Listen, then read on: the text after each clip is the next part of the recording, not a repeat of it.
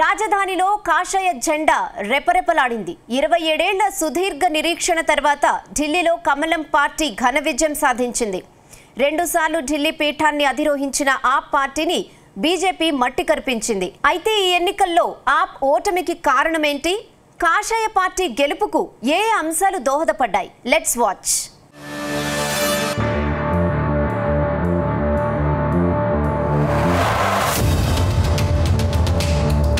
Delhi assembly ఎన్నికల్లో కమలం party భారీ మెజారిటీతో విజయం సాధించింది.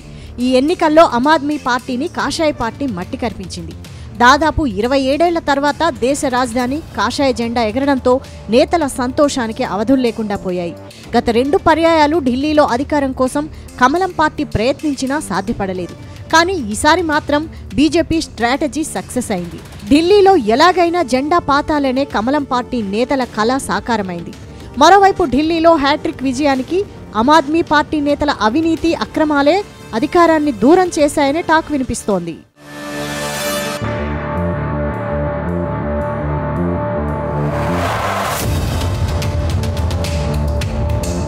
దశాబ్దం క్రితం దేశ రాజకీయాల్లో అరవింద్ కేజ్రీవాల్ ఓ సంచలనం.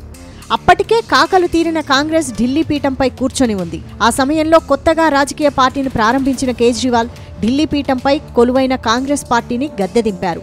ఢిల్లీ ప్రజలు ఆప్ పార్టీకి తిరుగులేని విజయాన్ని కట్టబెట్టారు. ఆ తర్వాత కూడా ఆమ్ ఆద్మీ పార్టీని మరోసారి గెలిపించారు. అయితే రెండోసారి అధికారం చేపట్టాక ఆప్ పార్టీ నేతలపై అవినీతి కేసులు పెరిగిపోయాయి. ముఖ్యంగా ఢిల్లీ లిక్కర్ స్కామ్ ఆప్ నేతల్ని కటకటాల వెనక్కి నెట్టింది. ఏకంగా సీఎం కేజ్రీవాలే లిక్కర్ కేసులో చుక్కలు చూడాల్సి వచ్చింది. మరోవైపు మనీష్ సిసోడియా, సత్యేంద్ర జైన్ లాంటి నేతలు ఏడాదికి పైగా జైల్లో గడపాల్సి వచ్చింది. ఈ అంశాలన్నీ కూడా ఆప్ ఓటమికి కారణంగా చెబుతున్నారు.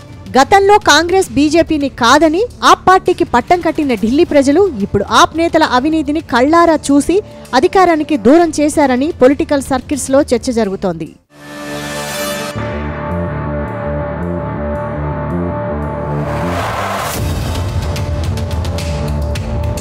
మరోవైపు ఆప్ పార్టీ అవినీతిని ఎండగట్టడంలో కమలం పార్టీ సక్సెస్ అయ్యారనే చెప్పాలి.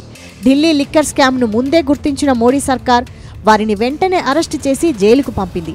ఈ కేసులో ఆప్ మంత్రులు కీలకంగా ఉండడంతో వాళ్లు జైలుకు వెళ్లారు. అక్కడ మొదలైన ఆప్ పార్టీ పతనం క్రమంగా కొనసాగింది.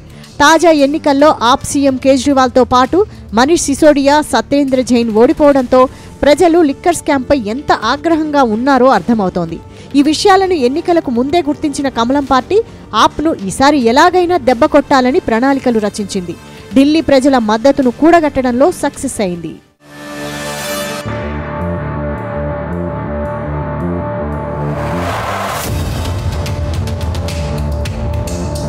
వాస్తవానికి దేశ రాజధానిలో ఆప్ పార్టీ ఓ దశాబ్ద కాలానికి పైనే అధికారంలో ఉంది.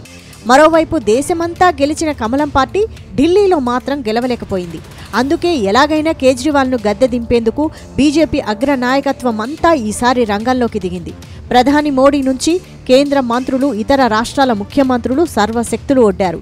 ఢిల్లీ గల్లీ గల్లీలో ఎన్నికల ప్రచారం నిర్వహించారు. అటు ఏపీ సీఎం చంద్రబాబు కూడా తెలుగు ఓటర్లను ఆకట్టుకునేందుకు ఎన్నికల ప్రచారంలో పాల్గొన్నారు. అంతేకాదు ఆప్ ఇచ్చిన హామీలను తలదన్నేలా కమలం పార్టీ 6 గ్యారంటీల పేరుతో ఓటర్లను ఆకట్టుకుంది.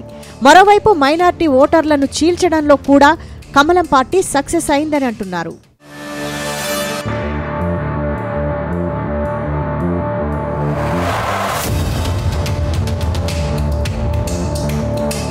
ఇదిలా ఉంటే ఢిల్లీలో బీజేపీ గెలుపుకు కాంగ్రెస్ కూడా ఓ కారణమైంది. ఎన్నికలకు ముందుకు వరకు ఆప్, కాంగ్రెస్ కలిసి ఉన్నాయి. కానీ ఎన్నికల సమయంలో 2 పార్టీలు విడివిడిగా పోటీ చేశాయి. ఈ ఎన్నికల్లో కాంగ్రెస్ పార్టీకి 7% ఓట్లొచ్చాయి. అటు బీజేపీకి 47% ఓట్లు రాగా ఆప్ పార్టీకి 43% ఓట్లొచ్చాయి. అంటే 2 పార్టీలకు ఓట్ల మధ్య తేడా కేవలం 4% మాత్రమే.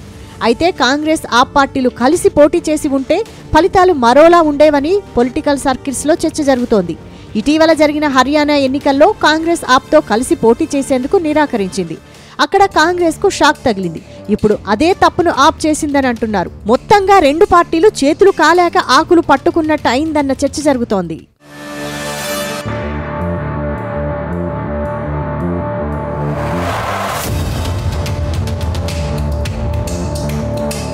ఏదేమైనా 27 ఏళ్ల తర్వాత ఢిల్లీ పీఠంపై కాషా జెండా రెపరెపలాడింది. అటు ఓ దశాబ్ద కాలంగా ఢిల్లీలో డబుల్ ఇంజిన్ సర్కార్ తేవాలనుకున్న మోడీ కల నెరవేరబోతోంది. అయితే వచ్చే 5 ఏళ్లలో మోడీ సర్కార్ ఢిల్లీలో ఎలా అభివృద్ధి చేస్తుందనేది మాత్రం ఇప్పుడు ఆసక్తికరంగా మారింది.